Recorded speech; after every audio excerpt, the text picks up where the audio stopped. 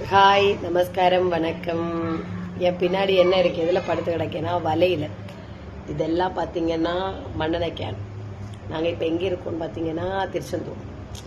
இது எல்லாரும் என்னோட பையனை கேட்டுட்டு இருக்கீங்க.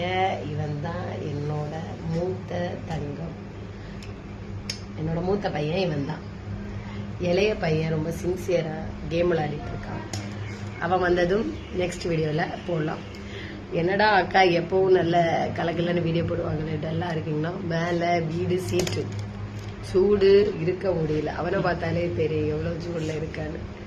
ஸோ ரொம்ப சூடு, வெக்க பூ, இந்த என்ன தண்ணியெல்லாம் தோணுனா எப்படி வருது மூணு ஹாட் வாட்டர் தானே, புகையா வருது.